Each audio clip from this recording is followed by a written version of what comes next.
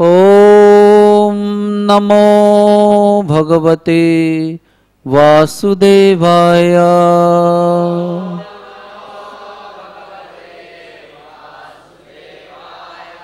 ॐ नमो भगवते वासुदेवाय।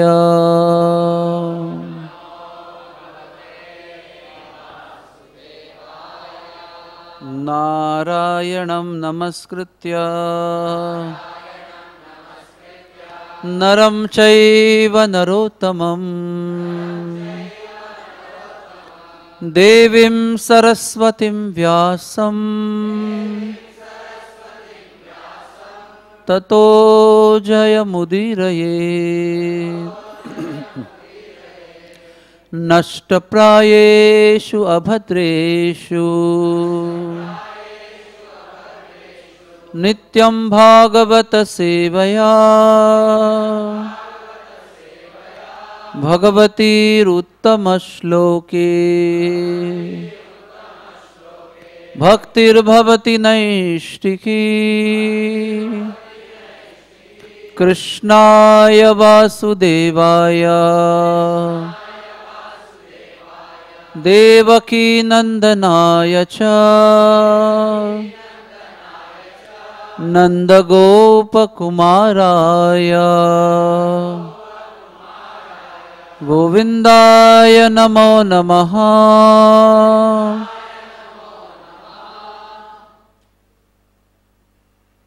So today we are reading on this Sunday morning from Srimad Bhagavatam, text Canto number 10, chapter 8, entitled Lord Krishna shows the universal form. Text number 41.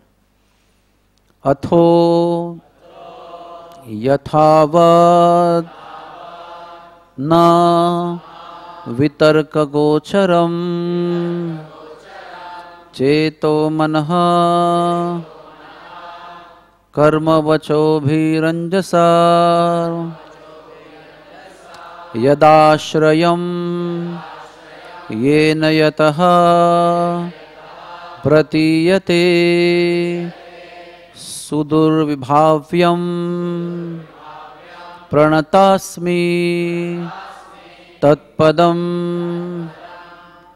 अथो यथा वन्न वितर्क गोचरम्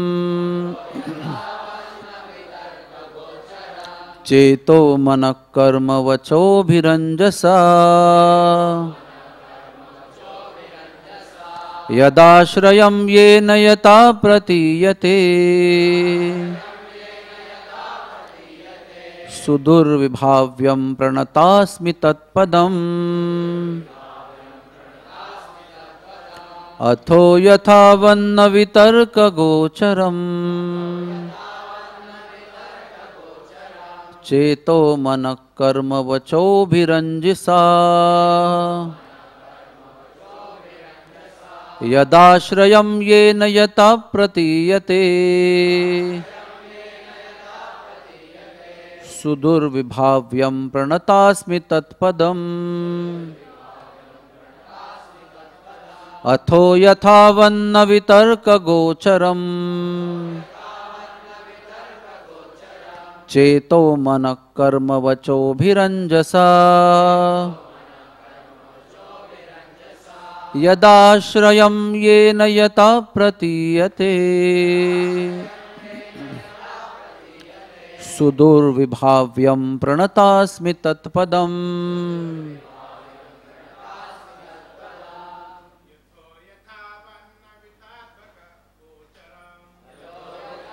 वन्न वितर्क गोचरम्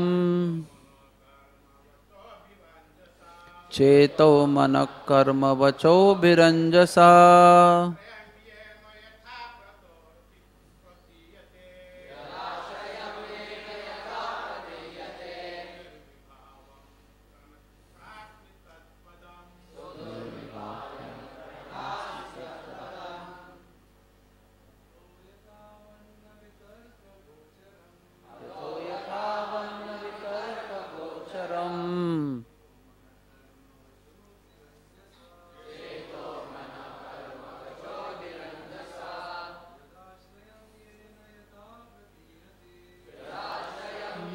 यथा प्रदीयते सुदुर्विभाव्यं प्रणतासि तत्पदम्. Ladies,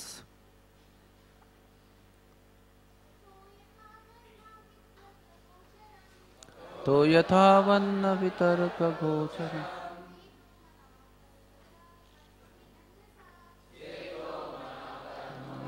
रंजसा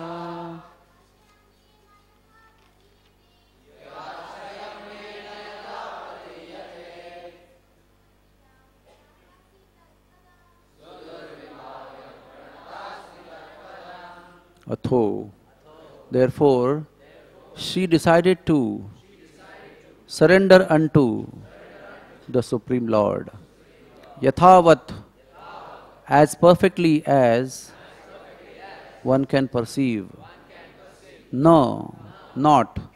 Vitarka gocharam, beyond all arguments, reason and sense perception. Chetaha, by consciousness. Manaha, by mind.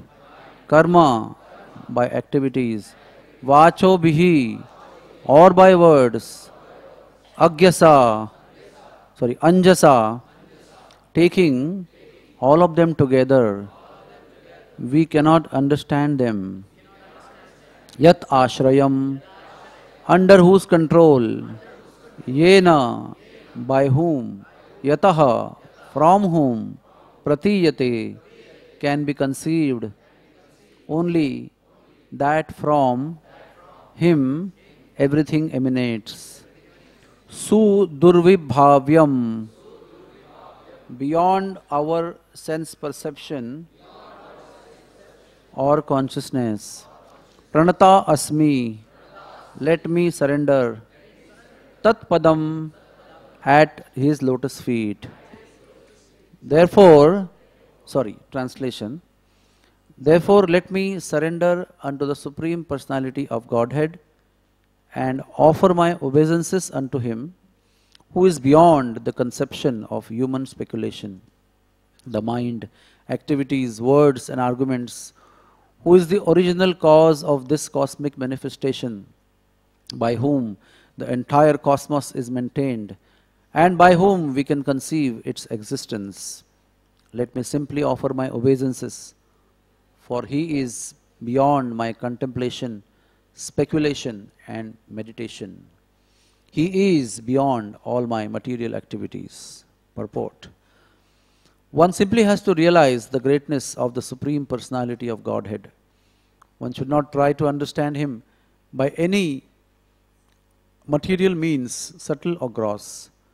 Mother Yashoda, being a simple woman, could not find out the real cause of the vision. Therefore, out of maternal affection, she simply offered obeisances unto the Supreme Lord to protect the child. She could do nothing but offer obeisances to the Lord. It is said, Achintya khalu ye bhava na tamsa tarkena yojayet. Mahabharat, Bhishma Parva 5.22. One should not try to understand the supreme cause by argument or reasoning. When we are beset by some problem for which we can find no reason, there is no alternative than to surrender to the Supreme Lord and offer Him our respectful obeisances. Then our position will become secure. This was the means adopted in this instance also by Mother Yashoda. Whatever happens, the original cause is the Supreme Personality of Godhead, Sarva Karana Karanam. When the immediate cause cannot be ascertained, let us simply offer our obeisances at the lotus feet of the Lord. Mother Yashoda concluded that the wonderful things that she saw within the mouth of her child were due to Him, although she could not clearly ascertain the cause. Therefore, when a devotee cannot ascertain the cause of suffering, he concludes, Tatte nukampam susumikshamano bhunjana evatma kritam vipakam ridvagvapurbhir vidadhan namaste jivetaye yo mukti pade sadaya bhak. Srimad Bhagavatam 10.0.41.8. The devotee accepts that it is due to his own past misdeeds that the Supreme Personality of Godhead has caused him some small amount of suffering. Thus he offers obeisances to the Lord again and again. Such a devotee is called Mukti Pade Sadaya Bhak. That is, he is guaranteed his liberation from this material world. As stated in Bhagavad Gita 2.14, Matra Sparshanstu Kaunteya Shitoshna Sukha Dukkhada Agama Payino Nityas Tam Stitikshasva Bharata. We should know that material suffering due to the material body will come and go. Therefore, we must tolerate the sufferings and proceed with discharging our duty as ordained by our spiritual master. Om Ajnanatimirandhasya Jnananjala Salakaya Chakshurun Vilitam Yena Tasmai Sri Gurube Namaha. Sri Chaitanya Manobhishtam Stapitam Yena Bhutale Swayam Rupa Kadamayyam Dadati Swapadantikam Vandeham Sri Guru Sri Yutapada Kamalam Sri Gurun Vaishnavamscha Sri Rupam Sagrajatam Sahagana Raghunatham Vitam Tam Sajivam Sadvaitam Savadhutam Parijana Sahitam Krishna Chaitanya Devam Sri Radha Krishna Padam Sahagana Lalita Sri Vishakhanvitamscha. He Krishna Karuna Sindhu Dina Bandhu Jagatpate Gopesha Gopika Kanta Radha Kanta Namostute Tapta Kanchana Gaurangi Radhe Vrindavaneshwari Vrishabhanu Sute Devi Pranamami Hari Priye Vancha Kalpatarubhyascha Kripa Sindhubhya Evacha Patitanam Pavanebhyo Vaishnavebhyo Namo Namaha. Jai Sri Krishna Chaitanya Prabhu Nityananda Sri Advaita Gadadhar Sri Vasadi Gaura Bhakta Vrinda. Hare Krishna Krishna Krishna Hare Hare Hare Rama Rama Rama Hare Hare. So welcome to all of you for this Sunday morning Bhagavatam class. The brief background of this particular verse in the chapter, all of you know we have been discussing from many days, is that the coward boys Krishna Balaram are playing in different forests in Vrindavan, and today they are playing at the bank of Jamuna in Gokul in the pastimes in the early 3 years of age. The one thing which I would like to tell before we begin the pastime, Sri Vrindavan Dham is known for its predominant Parakiya Ras. And Acharyas explain that this Parakiya Ras means, Parakiya, Krishna is Parakiya. He doesn't belong to us by any relationships. So the only way to hold Krishna to us is by extraordinary loving Him, by which we can hold Him as ours. So that which is Parakiya can be made into Swakiya, ours, simply by the power of love.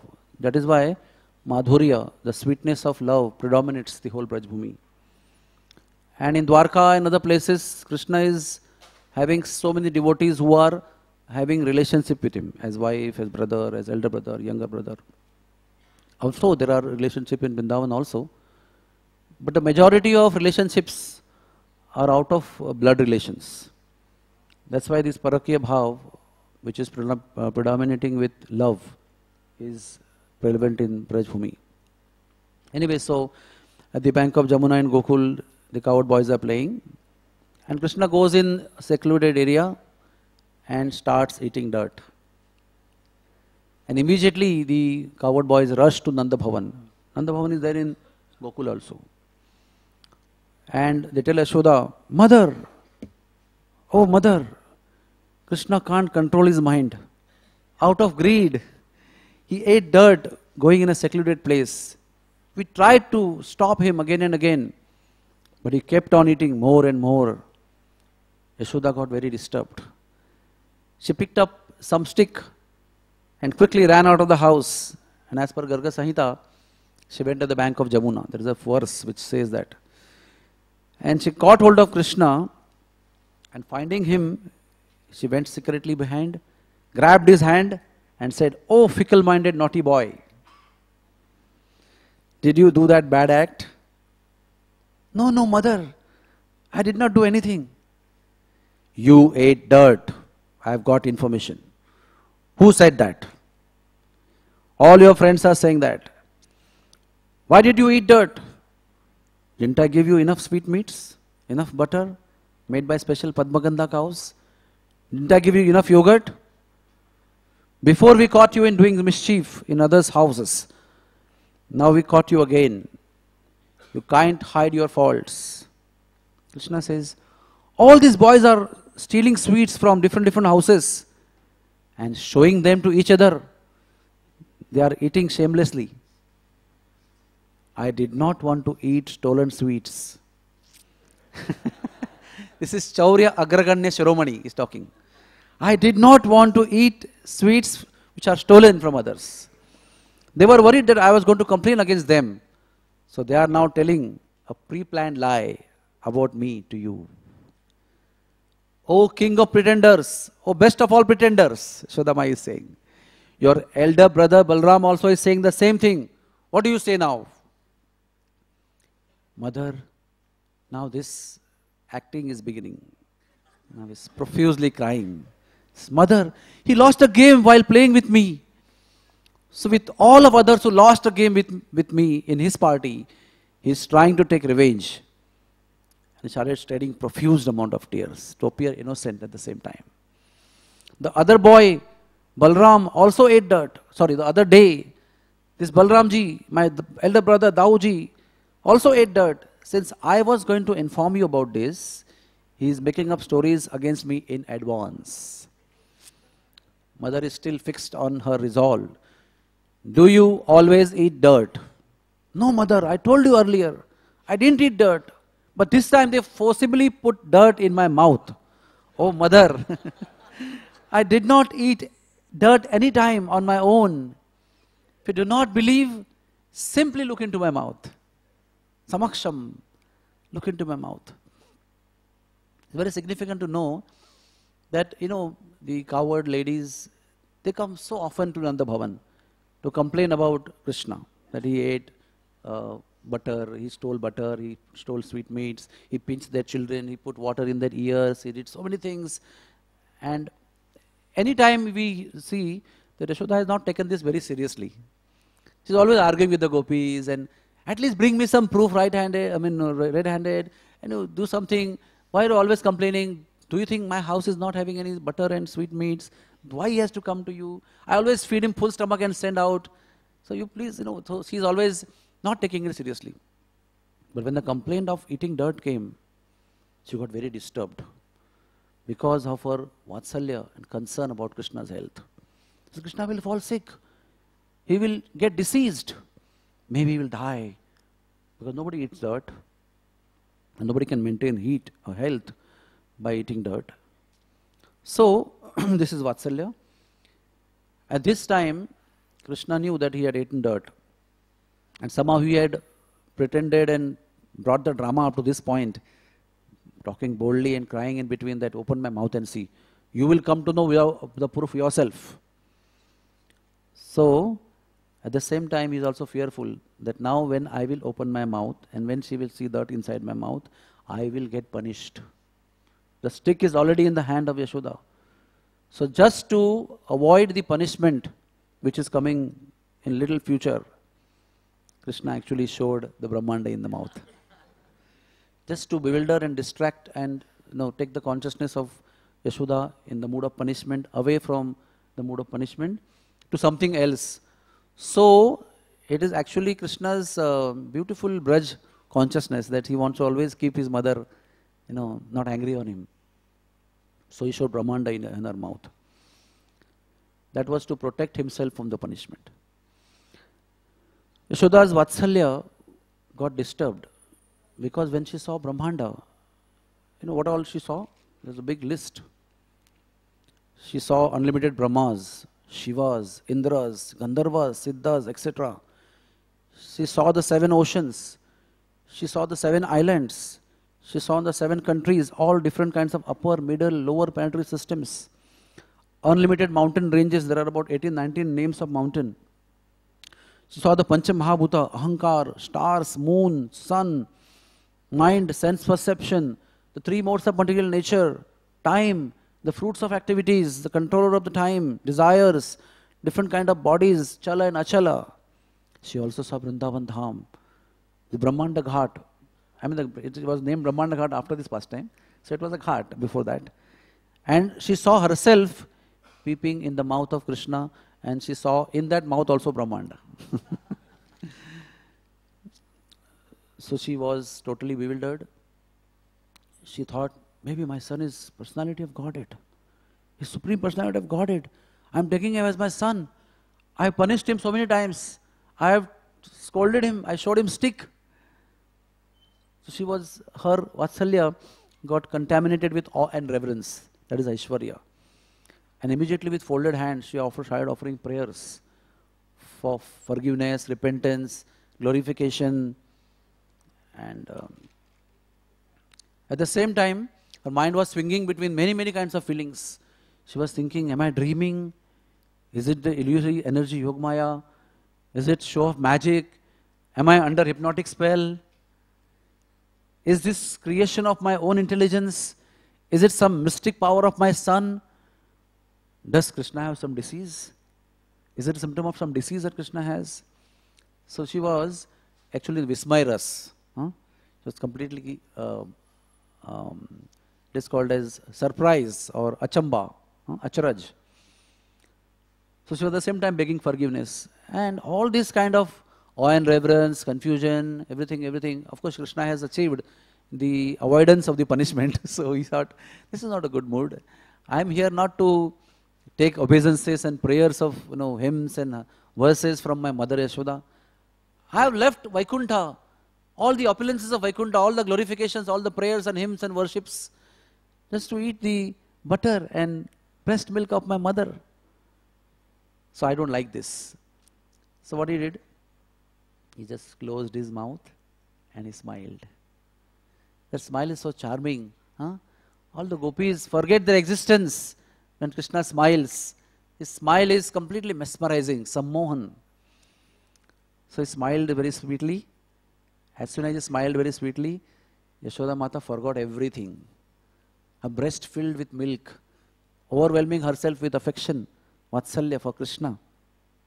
And she immediately grabbed Krishna to her chest and started feeding her. At the same time, she was worried that why this kind of things are happening. So she called Brahmins, made them chant mantras. They bathed him with cow urine and they rubbed his body and his face with cow dung. And while this was happening, all the coward boys were laughing. See, we told you not to eat dirt. This is what is going to happen to you. You bathed with urine of cow. Your full face and your body is covered with cow dung. So you can see that Madhurya always defeats Aishwarya in Vrindavan. Krishna tries to show sometimes his opulence and strength, but he cannot maintain it for a long time. One time he made a forearm form of Narayan, leaving Rastila at Pravishtavan near Petha, And when Radharani came and started asking him, where is Krishna? Have you seen where is he going? Where has he gone? So his 2 arms melted and he couldn't maintain his forearm form. He had to come back into arm form. So that is the power of Madhurya in Vrindavan Dham. And this Madhurya Vatsalya, Yashoda Mai, which means that she doesn't know that Krishna is Supreme Personality of Godhead.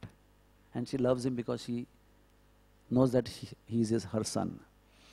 It is explained that not even Brahma, Shiva or Lakshmi can receive such mercy as received by Mother Yashoda. They even cannot fathom the position and the fortune and the mercy and the opportunity of serving Krishna in pure Madhurya Vatsalya. Even Brahma, Shiva or Lakshmi ji cannot even imagine such kind of mercy she has received. Now why Krishna ate dirt? There are so many reasons. One reason is he wanted to purify Mother Earth. She is one of the Pancha Mahabhutas. Second reason is he wanted to show how much he loves Braj Bhumi, how much it is dear to him, how much he can sacrifice everything from the point of view of opulence and everything else, his own position, to express his love and to come there and to perform his pastimes. And the third reason is the dirt that had been traversed by Radha and Gopis, Gopalas, all the Brajavasis. He wanted to express respect, gratitude for them and love for them. That's why, to get their mercy in the form of dust, which is touched by their feet, he wanted to eat it and express it. So, he is always hankering to get the mercy of Radharani, and because Radharani has traversed the dust over Vrindavan Dham, he wants to eat it. At the same time, Krishna is the only personality who has purified all the Pancha Mahabhutas. How? First he has purified earth by eating dirt. He purified air by killing Trinavarta. He came in the form of Zanzavat. This is what Acharya is explaining. He purified water by jumping into Jamuna many times. He purified fire by swallowing it 2 times. Once in Davanal Kunda and once in Bhandirvan. And he purified ether by killing Vyomasura. Vyomasura is ether.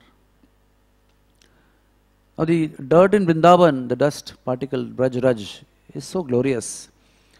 1 drop of Braj Raj will cleanse all our Papa and Punya also, and will give Krishna Prem, Krishna Bhakti and Krishna Kripa. That is the power of Braj Raj. And how it is significant to Krishna? For him, this Braj Raj is a hope that he will receive Radha Kripa by touching this dust. So he is always hankering to get this Braj Raj. Even when gopis want to control Krishna, when they discuss how to control this boy, we want to control him, we want to make him ours.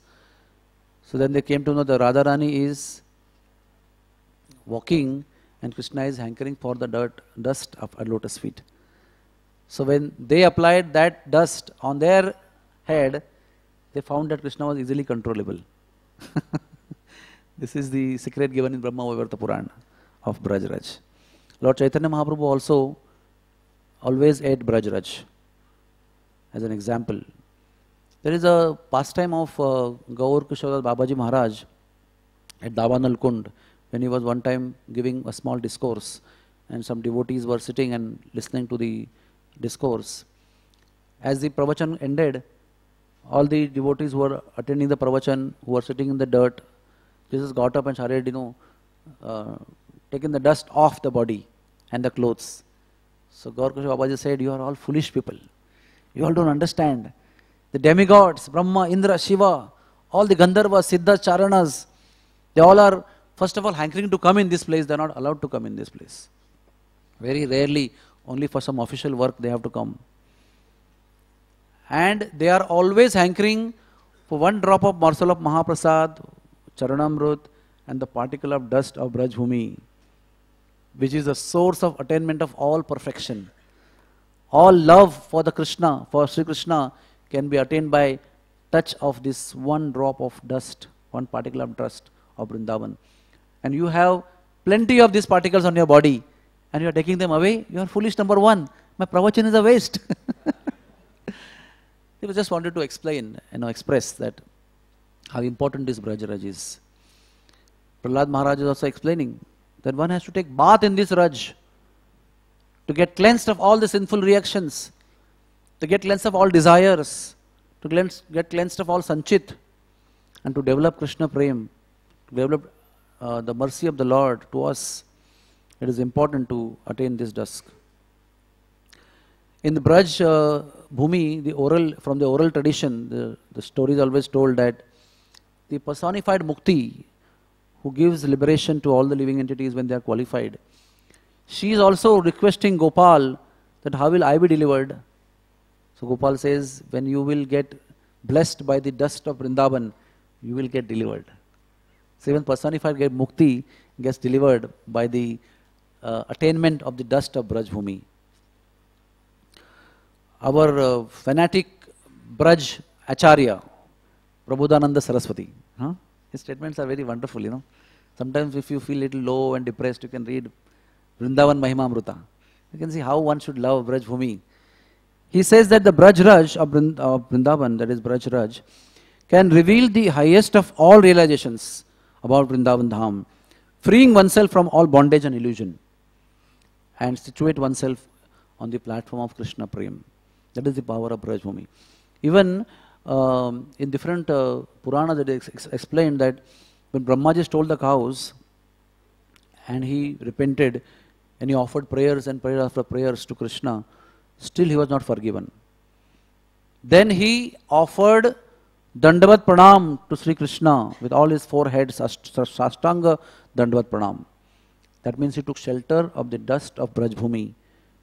And some Brijvasis explain that he was asked to perform Dandavati Braj Parikrama. So he performed Dandavati Braj Parikrama of whole of Braj, 84 kroshas. And then he was forgiven. The purport is that he had to take shelter of the dust of Braj Bhumi. Then he was relieved of this particular offense of stealing the calves and the gopalas. Similarly, Krishna showed this Brahmanda Darshan at many other occasions also. There are many stories. One story is that before this happened, when he was very small, one time he yawned. And when he yawned, Mother Yashoda was standing there and she saw in the mouth of Krishna the same darshan that she is watching now. Second time, Markandeya Muni was desiring to stay for 7 kalpas. He had the benediction. So when one kalpa ended, the pralaya began. And in between the pralaya, in between the situation, there was so much of torrents of rain and the waves and water, cold, everything was there. And he saw a baby on the leaf sucking his own big toe. And he was sucked inside the nose of this baby. And he saw all the Brahmanda inside the body of Sri Krishna. Durvasa Muni, this is a very wonderful story given in Skanda Puran. That Durvasa Muni went to Ramanreti when Krishna Balaram were playing.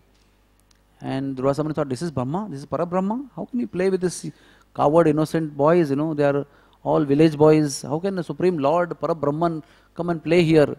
While he was thinking like this, suddenly Krishna jumped in his lap and breathed in. And Durvasa Muni went in his nostril. And he went inside his body. And saw all the creation, multiples of oceans and the vipas and mountains and different lokas. And there he saw Radha and Krishna in Vrindavan.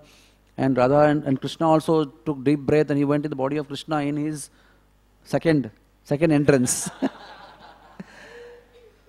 And then, while Krishna was swinging on a jhula, again he exhaled and he found himself again in Ramanriti. This is a beautiful story given in Skanda Puran. Then he saw this kind of universal form to Arjuna and Kurukshetra. He also showed this form to Duryodhan when he went as an ambassador to Kuru dynasty. And he also showed this wonderful universal form to Advaita Acharya. Lord Chaitanya showed him in his house in Navadvip. In this location of Brahmanda Ghat, it's a very beautiful location. I think, how many of you have gone to Brahmanda Ghat? Oh, not so many. That means many people have to do Vrindavan Yatra. Hare Krishna. It's not in this year, maybe next year. In 1971, Srila Prabhupada got 30-40 European American devotees to Brahmanda Ghat. And there is a temple, beautiful temple there, depicting the pastime of Krishna eating dirt. And beautiful steps are there in the tree where a lot of people are tying cloth, putting their desire to the Kalpavriksha. And there Prabhupada himself explained the story of how Krishna ate dirt, how Mother Yashoda made him open his mouth and saw all the Brahmanda in the mouth of Krishna. She got bewildered, she offered prayers. Everything Prabhupada explained to his devotees. And he said, then also explained the glories of Jamuna Devi. One of the glories that if you take bath in Jamuna in Vrindavan, it is 100 times more powerful than taking bath in Mother Ganga. Yamuna Devi is the expansion of Vishaka Devi. She took birth in spiritual world by the collection of sweat drops, Sweda Bindu, when the gopis performed Raslila in Golok Vrindavan. And then Vishaka Devi said that this particular collection of water should be given a form of river. So she became Yamuna.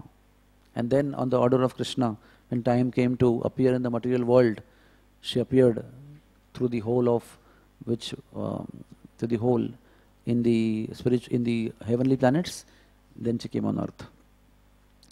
And Prabhupada said that I am a little sick today and I would like all of you to take bath. And he saw all the Western devotees were taking bath so joyously. This is the first and foremost symptom of taking bath in true consciousness in Jamuna, that one becomes very happy and blissful. And he saw all these Western devotees were so blissfully taking bath in Jamuna. Prabhupada was not well, but still he removed his cloth and entered the water and took bath with the devotees. And Vishvarupa Prabhu and Radhanath Swami both were there in that group. Prabhupada took them to all the holy places of Brajbhumi. And this particular pastime of Prabhupada taking bath in Brahmanda Ghat is filmed by Vishvarupa Prabhu. And that you can see in your Ever Well-Wisher film, where Prabhupada is, after devotees go, then he removes his clothes and he goes into water and scrubs his body. And in a very typical Indian Bengali Brijvasi style, he took his bath. So, it's a very good memory that we have. So, regarding today's verse, in this verse today, that she is bewildered, she is thinking, am I dreaming, or this is the magic spell, or this is Yogmaya's spell on me. So she was confused where we are today, in today's verse. So as soon as she got bewildered and she didn't understand exactly what was happening and exactly what is the reason behind it, as a pure devotee of the Lord, she is having Krishna as her son, but they all are devotees of Supreme Personality of Godhead. Even Vasudev and even Nanda Maharaj, they were worshipping Vishnu. Nanda Maharaj was also worshipping Narsim Bhagwan, Varaha Narsingha, that is there on the mountain to protect Krishna regularly. So they were all worshippers of the Supreme Personality of Godhead in the form of Lord Vishnu, in different forms, Lord Narayana. So to that Narayana, she decided immediately to surrender herself. Because she was worried about her son. Also in between this, she thought that does Krishna have some disease? So even in the middle of confusion, her consciousness is fixed on protection of Krishna. So she did surrender to Krishna, took shelter of Krishna, so that her beloved Sri Krishna, Kanha, can be protected. So Prabhupada explains that she took shelter of Supreme Personality of Godhead because of a Param Vatsalya for her Krishna, to protect him from any kind of danger. So we all have to take lesson from this particular mood of Yashodamayi, that whether we are in health or disease, whether we are confused, whether we are depressed or elated, or whether we are beautiful and whether we are young or old, rich or poor, the bewildering situations happen many times in our life. Many times, why there is some pain in the abdomen, why there is some fever, we are investigating, and we do not find the reason, and 30, 40, 45, 50 days pass away. Still we don't know. Many times our child is crying, we don't know why the child is crying. We do so many things. It is a very good lesson from this example of Yashodamayi that we should take immediate shelter of Sri Krishna at such situations. Immediately call out the holy names, Hare Krishna, Hare Krishna, Krishna Krishna, Hare Hare, Hare Ram, Ram Ram, Hare Hare. What happens when such condition takes place, that we take shelter of the Lord? Krishna takes charge of our life. And all our confusions and worries and miseries become his problem. And he takes control of the situations and he solves it. And we may not even know how he solves it. But after some time, you'll come to know the result, that our bewilderment, the cause of our bewilderment is gone. So there is no necessity of knowing each and everything that is happening and why it is happening. Sometimes it's not necessary only. Why to wreck our brains to understand everything analytically? Best way is to surrender to the Lord. What the Prabhupada explains, what does the child do when he is in the big crowded, fun and fair mela, where do we call it? There's so many different people, unknown environment is there, so much of crowd is there, so much of noise is there. And the child is moving very freely because he is holding the finger of his father or mother. All his confidence, all his boldness to move around in big crowd is because he is holding the finger of his father or mother. That means he has accepted the shelter of his parents. That is why he is able to go without any confusion in the biggest crowds. So similarly, if we hold on to the lotus feet of the Lord in utter surrender, feelingly, with great consciousness, then we don't have to worry about all different things happening in the life. And Prabhupada was told, leave immediately, there's bomb blast happening, bombs are coming. So he said, I'm frying puris for Krishna. I'm engaged in service to Krishna. I've taken shelter to Krishna. Why should I bother? What is going to happen if I stop this activity and run on the road? Bomb is going to anyway fall. Bomb has large area of coverage, So how much far I can run? If I've simply taken shelter of Krishna in the service of Krishna, then he will take care of me. Even if I die, he will take me back home, back to Godhead. So he has exemplified that whatever situations come, whether they are disastrous, miserable, painful, the easiest way when we don't have any answer is to take shelter of the Lord. And Prabhupada explains a very beautiful verse, Tattenu kampam susumikshamano. He says the devotee will think that this kind of confusing situations which are very painful, miserable and disastrous could be because of my own past karmas. Let me offer my obeisances with grateful heart to the Supreme Personality of Godhead. Let me thank Him for all these things. And thus, by doing this activity, in the middle of misery, feelingly and willingly and with understanding, when the devotee accepts the shelter of the Lord, offers obeisances, says thank you to the Lord, what happens is, the entrance to the spiritual world becomes his right. He becomes a rightful owner of the activity of entrance in the spiritual world. Mukti becomes his servant. It is not that it will be mercy upon him that he will be allowed to enter in spiritual world. When one offers his Dandavat Pranam with grateful heart to Sri Krishna in the middle of miseries, Krishna is obliged to take him back to Godhead at the end of his life. So Yashoda Mai is very wonderfully in the middle of her bewilderment. For us, all of us know what Krishna is doing, everything, because Acharyas have beautifully explained everything. But at that time, Mother Yashoda did not know why my child is exhibiting this universal form in his mouth. It's actually very dangerous thing for her to know. In her state of Param Vatsalya for Krishna, it is very dangerous to see such kind of, lokas and different people and mountains and all kinds of situations. Very fearful for her, for the sake of Krishna. And what she has done, in her bewilderment, taken shelter of Krishna. This shelter of Krishna is a source of freedom of all kinds of bhai, all kinds of fear for all the devotees. One short way of getting freed from all fears is to take shelter of the two lotus feet of Sri Krishna. Sri Krishna Bhagavan ki jai.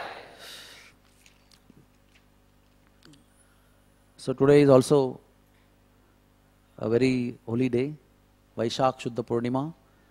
There are many holy occasions. Today is also the appearance day of Radharaman Dev Bhagavan of Vrindavan. Today is also the flower swing pastimes of Krishna, water pastimes of Krishna, Nauka Vihar pastimes of Krishna. So how much time we have, that we should tell. Today is also the appearance day of Madhavendra Puri and Acharya Srinivas. They are already present on the altar. We offer our Most humble obeisances to Acharya Srinivas and Madhavendra Puri. Today is also the disappearance day of Parmeshwari Das Thakur. And lastly, today is also the appearance of Buddha Dev. Today is Buddha Purnima also. That will be discussed in the afternoon class. So first we will discuss about Parmeshwari Das Thakur. There are Ashtasakhas. Nanda Maharaj has 4 brothers, 2 elder to him, 2 younger to him, and he is in the middle. Upananda, Abhinanda, Nanda, Sunanda and Nandan. They are the 5 brothers. And each brother has 2 sons. Nanda Maharaj has 2 sons, Krishna and Balram. So each brother has 2 sons, so they become 8. So these are the Ashtasakha. So 5th Sakha of Krishna, who is also a first cousin, is named Arjun. And according to according to Kavi Karnapur, it is confirmed that Parmeshwari Das Thakur was Arjuna, not the Pandava Arjuna, the coward boy Arjuna, as per Kavi Karnapur. In Chaitanya Charitamrita, Krishnadas Kaviraj explains that Parmeshwari Das Thakur was the very close, dearmost associate of Nityananda, completely surrendered to the lotus feet of Lord Nityananda. And he says, this is in Adilila 11.29. He says that anyone who remembers Parmeshwari Das Thakur will get Krishna Prem very easily. Parmeshwari Das Thakur Mahashoy ki jai. He, when Janava Devi attended the Kheturi Gaur Purnima festival, Parmeshwari Das was present with her. He was also equally surrendered to Janava Devi, who is the wife of Nityananda Prabhu. He installed Radha Gopinath deities in his birthplace, that is called Atapur. Atapur is in Buldwan village. On the order of Janava Devi. And when Radha Govindji, there was Radha Gopinathji in Vrindavan, there was a small Radharani, right? And Janava Devi thought that there should be big Radharani, proportionate to Gopinath's size. So he was the person who accompanied Janava Devi in carrying this Radharani to Vrindavan to put next to Gopinathji. In Sri Rampur, there was one very beautiful pastime about his personality. He was always very close associate of Nityananda Prabhu and then afterwards Janava Devi. At one time in Sri Rampur, one place called Rampur, there were Nam Sankirtan going on. Very beautiful Nam Sankirtan was going on. And Parmeshwara Thakur was a very ecstatic devotee of the Lord. He would always go in ecstasy and dance in completely stuporous condition. And many devotees were dancing in ecstasy at that time. Some miscreants came. And out of ridiculing behavior, what they did was they picked up a dead jackal, fox, we call it fox, picked up and threw in the middle of the devotees when they were dancing. Parmeshwara Das Thakur did not get angry with the activity of these miscreants, but he felt compassionate for the dead fox. So he glanced at this fox, and the fox came back to life. As soon as the fox came back to life, the fox got bewildered with the sound of kirtan, and he ran out of the kirtan. When he ran out of the kirtan, the miscreant saw that the dead fox is coming alive and walking out. So they ran away from there. So this is the power of Parmeshwara Das Thakur, which is explained in this particular pastime. So Parmeshwara Das Thakur Mahashoy ki jai. Let us offer our humble obeisances to Parmeshwara Das Thakur. Try to remember him, because it is already mentioned by Krishnadas Kaviraj that we will get delivered and we will get Krishna Prem. Radha Raman Dev is a very beautiful deity of Sri Vrindavan Dham. Our Gopal Bhatta Goswami, one of the 6 Goswamis, as per Kavi Karnapur, he is the embodiment of Anang Manjari and Guna Manjari together. When he was a very small boy, in his house, Venkat Bhatta, his father's name was, in his house in Sri Rangam, Chaitanya Mahaprabhu spent 4 months of Chaturmasya.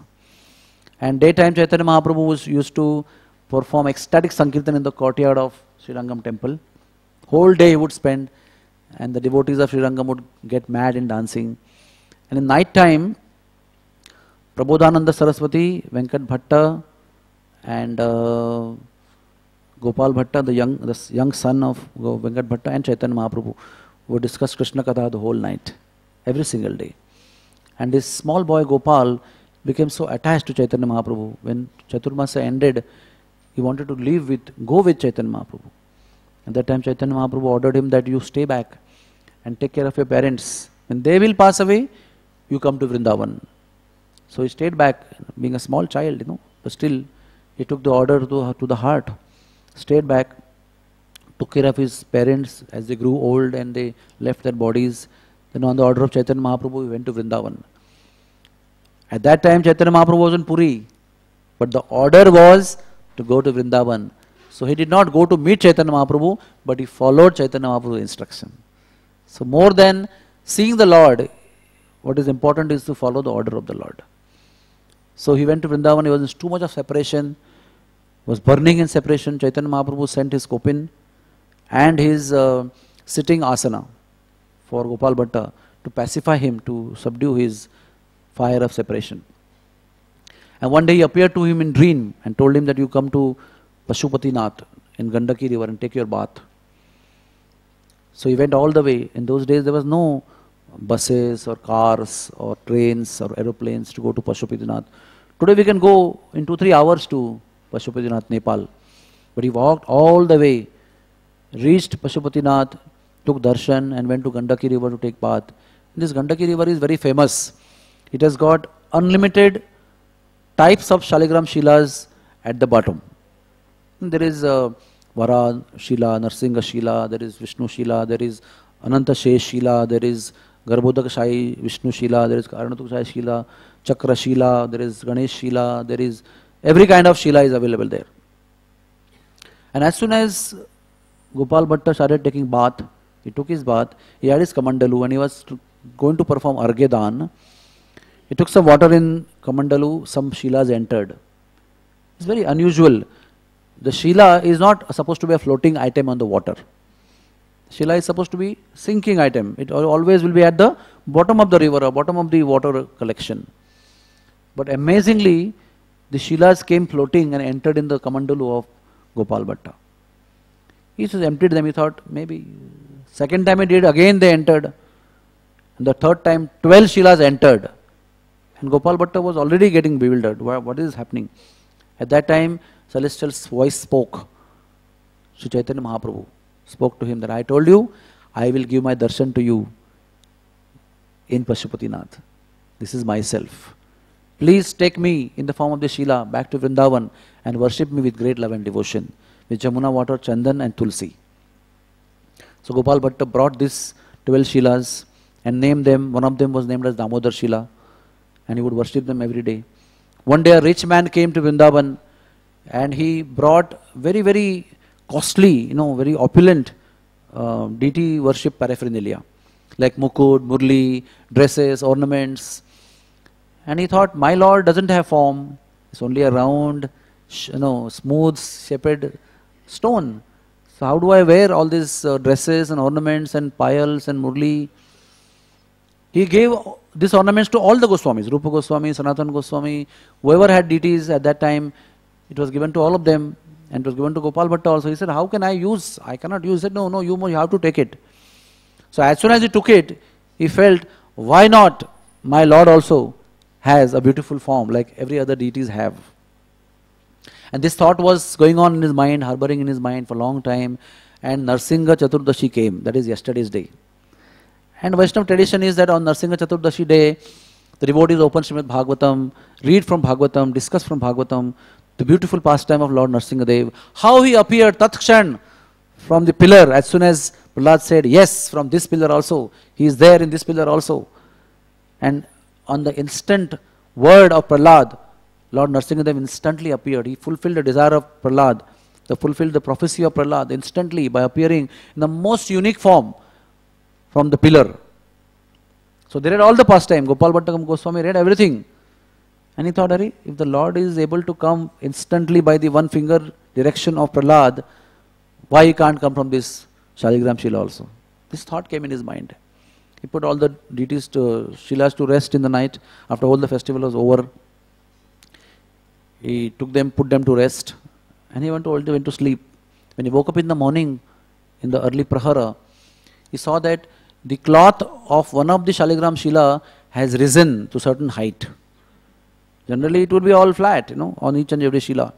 One cloth was risen to certain height, and he was so bewildered. He just ran to Jamuna, took bath, and he came running back, did Achman and took the cloth away. He saw from the Damodar Shila, from the front part of Damodar Shila, a beautiful deity had appeared. Radharaman Dev Bhagavan ki! It was 12 fingers tall, like this. And he was so happy that such fine features, even today also you go and see Radharaman Dev, the features are so fine. Each and every finger and toe is so beautifully formed. And the three-fold bending form of Lord. Such a small deity, sharp, shining black color of Shaligram, but so beautifully placed each and every organ and the features of the Lord. So Gopal Bhatta Goswami immediately invited Rupa Goswami, Sanatan Goswami, everybody of Vrindavan to witness this beautiful happening. And Rupa Goswami came running, everybody came running, and they were so happy to see this beautiful form. And Rupa Goswami named this deity as Radharaman Dev. So this is the Lord who takes pleasure in Srimati Radharani. And Rupa Goswami also exclaimed that the lotus feet of this deity is exactly like the deity of Radha Madan Mohanji. The Vakshasthal of this deity is exactly like Radha Govindji. And the lotus face of this deity is exactly like Radha Gopinathji. So all the three principal deities of Sri Vrindavan can be witnessed in darshan of this beautiful deity. That is why even today also, if we have only little time in Vrindavan and we want to take maximum mercy from Vrindavan, we should go to see Sri Radharaman Dev Bhagwan. And there was a lot of wonderful festivities organized by Gopal Bhatta. And Gopal Bhatta Goswami is a very poor mendicant, so he had to take loans to celebrate the appearance of Radharaman Dev. And he took loans and he promised that in 15 days time I will pay the loan back. And all the Brijvasis and everybody, Gaudiya Vaishnavas, they gathered together, and for many, many days they had wonderful processions and abhishek and feasts and offerings and glorifications and kirtans in the celebration of the Lord. There was a big Shobha Yatra in Vrindavan, where all the Brijvasis. It was also explained that many Gopal Bhatta Goswami is a Guna Manjari, is a Gopi actually. But he came in male form, and many associates of Gopal Bhatta, that is Guna Manjari, also came in female forms as young girls. And they would be enamored by the pravachans of Gopal Bhatta Goswami. They would always run to his pravachans, and their fathers and mothers would stop that these young girls are running after a young man who is giving pravachan. So many of them, it is explained that many of them could come to the Shobha Yatra of Radharaman Dev, and many of them were stopped at home and they were locked at home. And some of them entered in spiritual form to join the Shobha Yatra of Gopal Bhatta Goswami.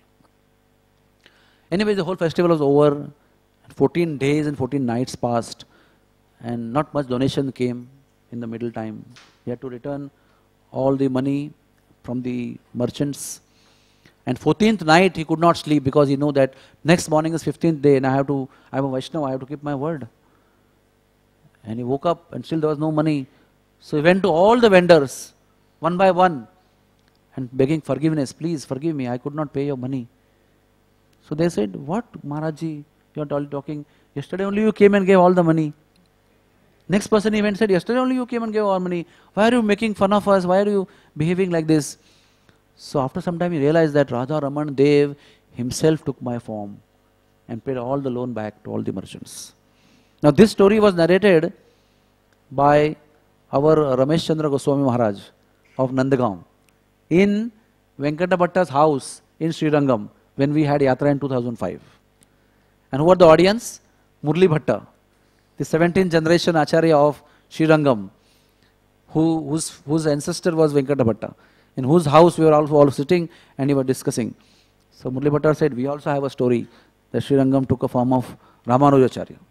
How? Please tell. So he said one time Ramanujacharya saw one of his disciple Brahmin, very thin, emaciated, shaking out of hunger. So he found out that this person doesn't have any food, he is very, very poor. So he promised him that I will give you grains every day. And immediately next day he went for a tour of preaching and totally forgot. After 3-4 months he came back and he saw that Brahmin, now not skinny and bony, very chubby and very smiling, But he felt guilty that, oh, I had promised him that I will give grains to him. I forgot, I could not keep my word. And he went to apologize. Oh, Brahmin, I'm sorry, I couldn't give you. He said, Maharajji, why are you telling this? Every day you are coming to my house and giving grains. So Ramanujacharya understood that Sri Ranganath himself became Ramanujacharya to fulfill the word of his devotee. And Murli Bhatta was very happy to tell the story to all of us, including Nanda Bhavan Goswami, Ramesh Chandra Goswami. And this particular, Santa Samagam happened in Venkata Bhatta's house in Sri Rangam. So this way, Gopal Bhatta Goswami, his life is very glorious. He is only South Indian Goswami of 6 Goswamis and youngest of all. And he actually is a guru of Acharya Srinivas. Narahari Sarkar, the Shiksha Guru of Srinivas Acharya, told him to go to Vrindavan and accept shelter of Gopal Bhatta Goswami. Gopal Bhatta Goswami, being a Brahmin, he actually authored and published the book of Sanatana Goswami, Hari Bhakti Vilas. Because Sanatana Goswami and Rupa Goswami had served the Yavanas, in Ramkeli, that is Nawab Hussain Shah. So Sanatana Goswami knew that maybe my book won't be accepted by the Vrindavan Vaishnavas, Gaudiya Vaishnavas, knowing that I have served Viphala Sevenu, Kripana Durjana. I have served Kripana Durjana. So he requested Gopal Bhatta Goswami to please publish this book on your name. So Gopal Bhatta Goswami edited this book and published on his name. So because he was a Brahmin Goswami, it was accepted by people very well. So this is the wonderful life of Gopal Bhatta Goswami. And Radha Raman Dev's very special mercy upon us, that His Holiness Radhanath Swami was about to be permanently thrown out of Vrindavan Dham, out of overdue visa expiry. And he went at 5 o'clock in the morning for Mangalarti. As usual, every day he would go from the bank of Jamuna. And he prayed, now my visa situation has gone such a way beyond anybody's control that I only have to be thrown out of the Indian country permanently. Please do something. You are the instant fulfiller of desires of all the devotees. When Gopal Bhatta Goswami desired that you should appear from the Shaligram Shila, immediately you appeared. O fulfiller of desires, please save me and let me be in Vrindavan Dham, an Indian continent. And he left the temple, and the dog bit him in the middle of darkness at the sewage outlet of Seva Kunj. And only the sound of dog was heard, dog was not seen. Radhanath Maharaj dragged himself all the way to Radha Vallabh temple. By 6 o'clock, there was some light there, and there was a stream of blood from his right calf. Radhishlal Goswami saw it and said, what is this? There's so much of blood is coming out. They cleaned the wound, dressed the wound. And then he was told that, all the Goswamis told him, you have to take injections, 14 injections. It could be rabies, you will go mad, you will go crazy. And the only way to go to take rabies injection vaccine is to go across the city of Vrindavan, where Ranganathji's temple is there. There is the government hospital there. Even today also is there. If I have to go to that public place, then I will be caught by the authorities, government officials, and I will be in jail and I will be thrown out of the country. But somehow people convinced him that you have to take this injection. So doctor gave him certificate. And certificate was taken to the home ministry, from lower to upper houses. And finally, Radhanath Maharaj saw the most upper house, that is the home minister, central home minister. Still we are trying to find out the name of the person at that time. And he said, impossible, this is not possible to be. Your visa is so overdue that no law, no person can do it. When Radhanath Maharaj made such a face, that this is my last moment in Vrindavan, I will be thrown out of the country. He made such a pitiful face that this home minister saw in his eyes, and God knows what he felt. He felt so compassionate, and immediately stamped on this visa paper and signed it and made all the illegal stay legal, unauthorized, and he was sent out of the country, and again he could validly come in the country again. So it is by the mercy of Sri Radharaman Dev that today His Holiness Radhanath Swami is able to come to India again and again. If that time it was stamped out permanently, we would have been blacklisted. So Radharaman Dev is known for instantly fulfilling our spiritual desires. So do not forget, whenever you go to Radharaman Dev, to offer your heartfelt spiritual prayers. Don't offer material prayers. Because if those are fulfilled, then you'll have to come again and again to suffer cycles of birth and death. Adi Devika, Adi Bhautika and Adi Atmika Kleshas. So, if you have little time, it is explained that we should go to Radharaman temple and offer our worship and heartfelt prayers. And also Prabhupada said the Radharaman temple is one of the most wonderful temple which has very articulate and meticulous standards of deity worship. And if you have to learn from them, Prabhupada always told his disciples, you can learn from Radharaman temple Goswamis.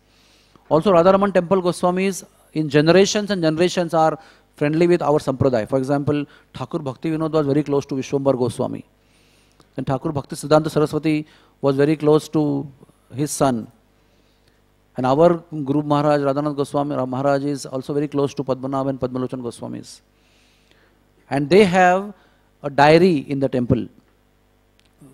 And in details, all the visits of Thakur Bhaktivedanta, all the visits of Thakur Bhaktisiddhanta Saraswati and Prabhupada are noted down in the diary. Padmanabh Goswami one time called us for lunch and he showed Radhanath Swami all the diary in details of dates. And one time it was mentioned there that Thakur Bhaktisiddhanta Saraswati came and resided at the house of Goswami of Radharaman temple, and he had a program in Lala Babu temple, which is about 15 minutes near the Bansivat area. There is Lala Babu temple, very famous temple. It is very beautifully carved with red sandstone. And when Thakur Bhaktisiddhanta Saraswati was giving pravachan, there was so much of crowd was there. And he ended the pravachan. In the end of the pravachan, all the crowd wanted to touch the feet of Thakur Bhaktisiddhanta. It's all noted there in diary, I am telling you. And then Thakur Bhaktisiddhanta Saraswati was not willing to give his feet to everybody. And there was stampede. So much people were like making slogans and there was so much crowd and making noise. And the police finally had to come and request that Maharaji, you have to let your feet loose, Now we can't do anything here. People are not going out of the temple. So finally, out of, not by force, but, inevitably he had to release his feet on the table. And police had to put people in queue and they all touched his lotus feet and they went out of the temple. This is mentioned in the diary of Radharaman Goswamis, It's a very sweet memory of the program at Lala Babu temple by Thakur Bhaktisiddhanta Saraswati. And Prabhupada also was very close to these Goswamis, and there are many references Prabhupada coming there, visiting Radharaman temple.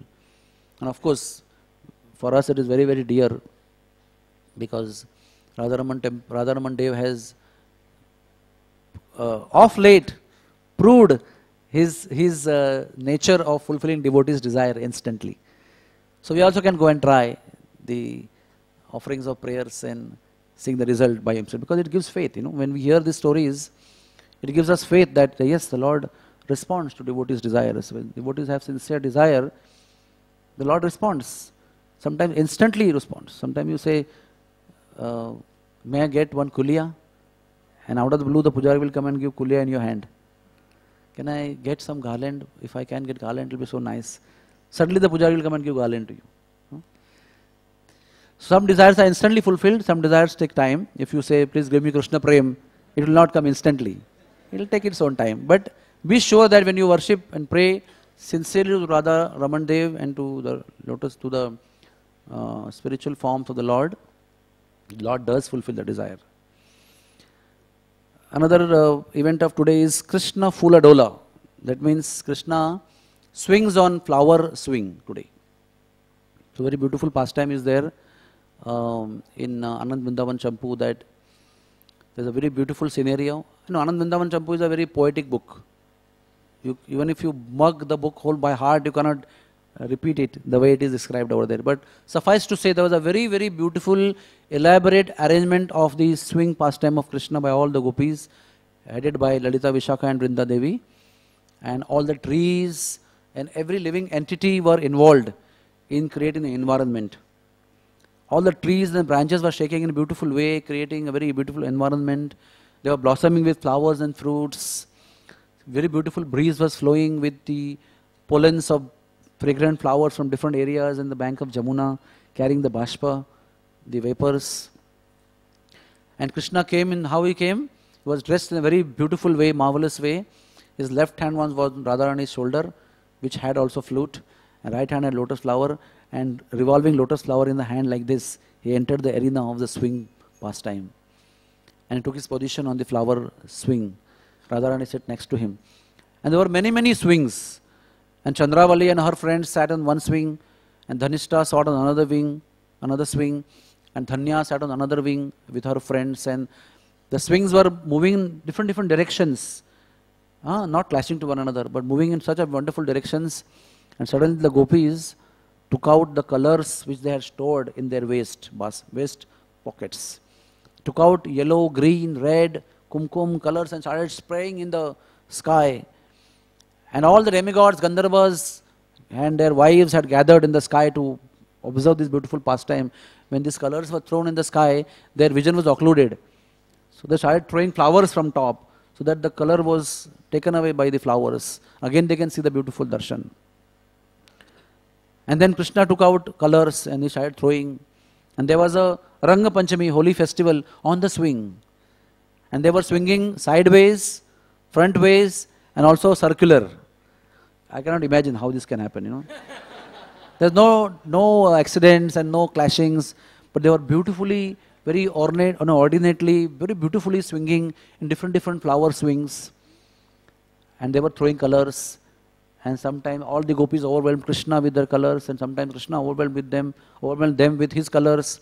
Then he took out Pichkari, Radharani took out Pichkari, and they syringed all the colors on all the gopis on different swings. And thus, when he entered, actually what happened was, all the trees, they oozed Varuni from their leaves. And they shook in ecstasy. So like Gulmohar, the beautiful flower sheds are falling on the ground. Like that, Krishna was showered with all these flower petals from the trees. Very beautiful to hear, right? So sweet pastimes. And another pastime which was explained in Brajbhumi was that when Krishna sits on this jhula, there are varieties of jhula activities. When Krishna sits, Radharani swings him. Sometimes Radharani is put on the swing and Krishna swings her. Sometimes Radha and Krishna put Lalita Vishakha and they swing them, both of them. And sometimes both of them sit on the swing and gopis swing them. And they sing beautiful songs. And when they swing them higher and higher, there are long garlands and long ornamental necklaces worn by Radha and Krishna. And they also swing, no? When the swing goes like this, the garlands are hanging like this. When the swing goes like this, they are hanging like that. And the gopis are also having long garlands and necklaces. So at one point of time, what happens? When they are swinging, the necklaces of the swinging gopis and Radha and Krishna get stuck. And when the swing goes away, the necklaces break. And all the jewels and diamonds and everything fall on the ground. And all the other gopis run towards this Mahaprasadam, which is falling on the ground. So it is explained that when the swing is swinging, the Uttariya Vastra of Radha and Krishna are swinging with the air. And the flowers are also falling down from the garlands. And beautiful aroma is spread everywhere. And all the prasad that is falling down of flower petals and the jewels are picked up by the gopis as Mahaprasadam. Krishna's swing pastime ki. Then today also is the day of Krishna's water pastimes of two kinds. One is plain water pastimes and one is Nauka Vihar. So plain water pastime is that Krishna enjoyed Holi on the swing of Radharani, everybody. And they went to the bank of Jamuna. And Krishna desired to enter the water and take bath. So gopis were hesitant, So he pulled some of the gopis in the water, and he also entered the water. The Jamuna's lake was filled with golden, yellow, blue, and different kinds of lotuses. It is explained that there were forests of lotuses in Jamuna. We see only few lotuses these days, sometimes if we can see. But there were forests, thick forests. One could hide in the bushes of lotuses in Jamuna while taking bath. So then some of the gopis didn't come. Krishna already was in the water. So Krishna took lots of water in his hand and threw on the gopis. And they all got wet. So then finally they had to also enter. So they all removed their cloths and they also entered the water. And as Krishna started splashing water on them, gopis headed by Lalita and Vishakha and Radharani also started splashing. Chandravali from her group on the other side coming and splashing. And somehow Krishna is so expert, he overwhelmed everybody. And the gopis had to hide in the golden color lotus flower bushes, forests. And Krishna hid himself in the blue color lotus flower bushes. And after some time, hidingly he threw water, and from hidingly they threw water, and they came out. And suddenly Krishna realized that all the gopis are in the water, all their clothes are outside. So he wanted to repeat the pastime of Chirharan. This time what he did is suddenly he secretly, hidingly from the blue lotus forest, he came out of the water. Everybody felt that water is still being splashed. All the gopalas were doing that. He went on the tree and stole all the clothes. And then he played flute from there and called all the gopis. At that time, gopis realized that he was already out of the water. And then they had to beg the cloths. Again, this is repeat Chirharan Leela. And he gave the cloths back, and he laughed and laughed and laughed loudly when they came out of the water to take the cloth. Another time in Bhanukhar, in Barsana, there is a place where it's a private pond of Vishvarupa Maharaj. And it's also explained that in one of the Kalpas, Radharani took birth in that pond, in Bhanukhar. So Radharani was taking bath with all the gopis, and Krishna came from distance alone from Nandagaon and saw Radharani and everybody taking bath. So he just jumped in the water. He went underwater, swam all the way and went to the lotus feet of Radharani and held her feet from below. She was so scared. So who is underwater? Holding my feet. Within no time, Krishna appeared right in front of her face like this. And surprised her like anything. In the middle of all the gopis in the circle, Krishna just appeared in the middle, and everybody was so surprised and then laughed loudly, and then they had beautiful pastimes of water with Krishna. So there are many beautiful pastimes of water pastimes of Radha and Krishna and gopis. And the Nauka Vihar is most famous in Manasi Ganga. Nauka Vihar is one of the Krishna's favorite pastimes. And they do Nauka Vihar in Jamuna, in different lakes, and Manasi Ganga also. So at one time gopis wanted to take all their butter and yogurt and sweetmeats to Mathura, and they came to the bank of Manasi Ganga, and there was no boatman, and they were calling, boatman, anybody, boatman. So one old looking boatman came with all shriveled clothes and torn clothes, and a very old dilapidated boat was with him, and there was nobody else. So gopis said, what to do? We have no choice. So he said, you want to come? You come. So they all loaded the boat and started rowing the boat for a little distance. Krishna, the boatman said that, the boat is very old, and I am also very hungry, and some of your pots are very heavy, and you want the boat to sink or you want to go across? What do you want to do? So he said, what is the solution? He said, you give me some butter, and I am also hungry. By that way some weight will reduce. So they fed him some butter and sweetmeats. After eating the butter and sweetmeats, he said, I am getting very tired. I want to take some rest, And what I want is that Lalita and Vishakha can massage my 2 hands, and other gopis with Radharani can massage my feet. So he said, what we will do is, we will go to your sides of 2 and lift you and throw you into water. So no, okay, he started rowing again. And then again after some time he started rowing, and he said, now you can see the water is coming in the boat. Actually what was happening, Acharyas explained that at this time Mother Ganga personified got very ecstatic. She saw Radha, Krishna, her beloved masters with all their Sakhi Vrinda all together in the middle of their waters, her waters. She became very ecstatic, and she just started showing her ecstasy by so many waves, and some of the waves entered the water, entered the boat. So Krishna said, the boatman said, I am revealing the secret before only. What to do? I can't hold secrets,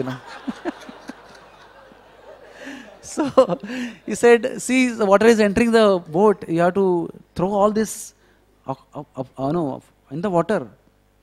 So they threw all the matkas in the water. Again started rowing. He said, see, more water is coming. Now throw all your jewelries inside the water. So they are simple-hearted gopis, said, yes, weight is increasing. So they removed all the jewelry and threw in the water. After some time he was rowing again, he said, the boat is still heavy, water is still coming inside. now you should remove all your clothes and throw in the water. He said, why not throw you in the water?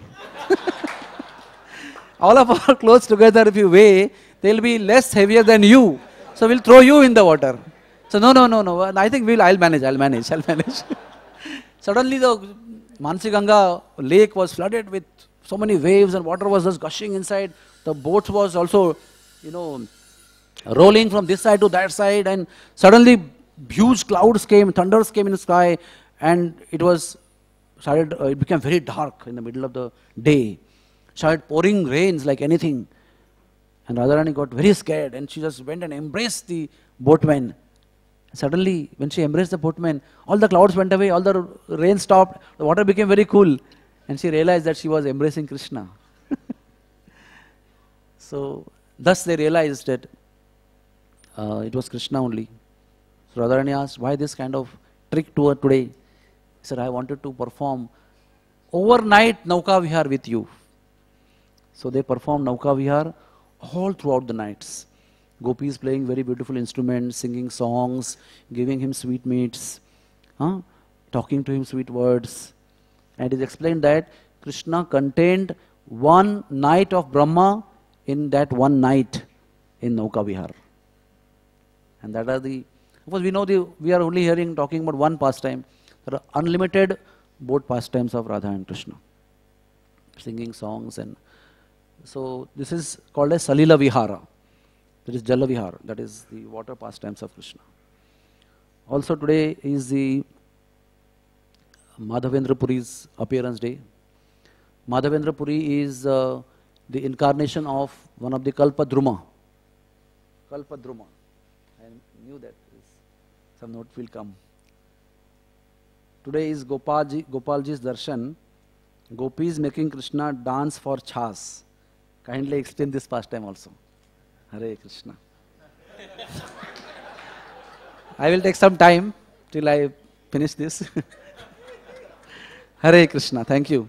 So, Madhavendra Puri is the incarnation of Kalpadruma, the desire tree of spiritual world. And is one of the most very great important acharya of our movement, that he introduced Radha Tattva in our day-to-day worship. Before that, only Vishnu forms used to be there, or Krishna's form alone used to be there. He has introduced Radharani's deity and importance and understanding of Radha Tattva into this world for our benefit. And one of the greatest thing which strikes me while I read this pastime is that Sri Chaitanya Mahaprabhu is himself narrating the story of Madhavendra Puri in Chaitanya Charitamrita. And such details and with such awe and reverence and such emotion, Chaitanya Mahaprabhu is explaining, Of course, we will not go into detailed pastime. Chandan Yatra is already going on, and Chandan Yatra is actually the commemoration of offering of Chandan collected by Madhavendra Puri to Remuna Radha Gopinath from the day of Akshay Tritiya for 21 days. He had 400 kilos of Chandan, 230 kilos of camphor, and many other herbs. They made paste and offered very scented material in that. Until it was finished, they kept on offering Chandan to Lord Gopinath. It took 21 days for them. That is why in the memory of that event, even today also for 21 days from Akshay Tritiya, we offer today, this year it is till 14th of May, we offer Chandan to the Lord. Now the greatness of Madhavendra Puri is that so many times Lord appeared to him, right? The first time he came to Govind Kund and was meditating, doing his bhajan, Lord came to give him milk. First time. He said, in our village, nobody goes hungry. And I can see that you are not taking anything, neither you are begging also. The women who are washing clothes here at Govind Kund, they told me, this Baba doesn't beg. So it is my duty in the village of Govardhan, no one goes hungry, so those who don't beg, I go and give milk to them. This is freshly milked from the cow, please have it. And I will come back to take the pot after some time. And the boy disappeared. And Madhavendra Puri had the milk. As soon as he had the milk, drank the milk, he had symptoms of ecstasy. He started shivering. His voice got choked up. He realized he must be Krishna. And I missed him.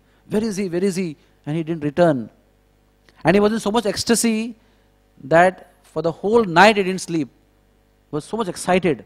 And early morning, somehow he went to sleep for few minutes. And again, that same boy, blue boy, appeared to him. He said, I am Gopal. I am in the middle of stones, underground. I have been underground for many years. I am waiting for you. I was the same person who came to give you milk. I am Gopal of Sri Vrindavan. Please take me out. Second time he came. Then Gopal was removed by the mercy of Madhavendra Puri and established him on the mountain as per the order of Gopal on Govardhan. And many days, every day Annakut was going on. And then again Gopal appeared to him, third time, and told him that I am very hot, I have been underground for long time. Please bring Chandan from Jagannath Puri Malaya Hills and offer to me. I am very hot. So immediately Madhavendra Puri went, collected all the Chandan possible from Malaya Hills near Jagannath Puri, and came to the village of Remuna. And again, when he saw that the Lord is being offered a wonderful kheer, he thought, let me taste this kheer because I can offer my Gopal. But by that time the kheer was not offered to Gopinathji. So Madhavendra Puri felt very guilty. He thought, what kind of a person I am, what kind of a devotee I am. Before even offering to the Lord, I am desiring to taste the kheer. I condemn myself. So he just went away from there. Went in the deep forest, started doing meditation, crying deeply that I am such an offender. So here, out of 12 pots of kheer offered to Gopinath by Pujari, Gopinath stole one. And 11 were taken out.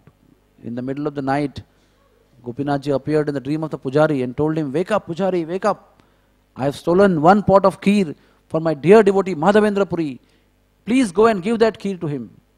Pujari woke up, took bath and runningly came to the altar and saw, yes, there was one pot of kheer hidden behind the legs of Gopinathji. And he was so overwhelmed to see, who is this Madhavendra Puri? Who is this Madhavendra Puri for whom Gopinath stole his own kheer for him? What a great soul. So he took the pot and went all over the marketplace shouting, Madhavendra Puri, where are you? Who are you? Where are you? I want to give the pot of kheer stolen by Gopinath for you personally. Madhavendra Puri was crying under a tree. And there he found him and delivered the kheer. He said, please honor this kheer. I am told by Gopinathji personally that I should give this kheer to you to honor. So Madhavendra Puri drank this celestial kheer and he was so ecstatic, started shedding tears of love. And then he finished all the kheer and ate the patra also every day, little. He finished the patra also. And then again Gopalji came to his dream. And he said that such heavy load of chandan you are going to carry with so much of toll officers who are Muslims who will not let you go, will harass you, and plus 230 kilos of camphor and so many other things. Me and Gopinath are not different. You can offer this chandan by, what do you call that process? Grinding. Grind the chandan here itself and offer that all to Gopinathji. I will be accepting it on the form of Gopinathji and become cool in Vrindavan. So fourth time also Gopalji appeared. And to serve and fulfill the desire of Gopalji, all the Brijvasis who came with him to bring the chandan, all the Remunavasis, they all came together and grinded the chandan and offered to the pleasure of Gopinathji. This was the situation of Madhavendra Puri. Madhavendra Puri also has a baitak in Radhakund area. If you go around Radhakund, Shamkund, at the bank of Sri Gopalji Maharaj ki jai ho. So when we are discussing about Gopalji appeared. Hare Krishna. Hare Krishna. So Madhavendra Puri also initiated one Brahmin, Sanodia Brahmin in Mathura. So Chaitanya Mahaprabhu came to Mathura, he performed kirtan and he saw a unique style of dancing in that Brahmin. And he found out, he asked him, who are you? So he revealed that I am a disciple of Madhavendra Puri. That is why he had a unique bhav and unique way of dancing, which Chaitanya Mahaprabhu picked up. And then he said, I want to come to your house. Sanodia Mahaman said that I a Brahmin for performing worships for Kshatriyas and Vaishyas. I am not a Brahmin for Brahmins. So I am a low caste Brahmin. So how can you come and take prasad in my house? But he said that Madhavendra Puri had taken prasad in my house. Chaitanya Mahaprabhu said, if my Guru's Guru has come to your house and taken prasad, I must follow in the footsteps of my Guru's Guru. So I will come to your house. So he came to his house and then he said, you cook, please cook, I'll give ingredients to you. He said, what did Madhavendra Puri do? He said, I cooked for him and he ate. So my desire is that if my Guru's Guru has taken prasadam from your hands, you also, today also you cook and feed me. So then Sanodaya Brahmin cooked feast and Madhavendra Puri realized it. Sorry, Chaitanya Mahaprabhu realized it. So Madhavendra Puri Goswami Maharaj ki jai ho. Today is also the appearance day of Srinivas Acharya.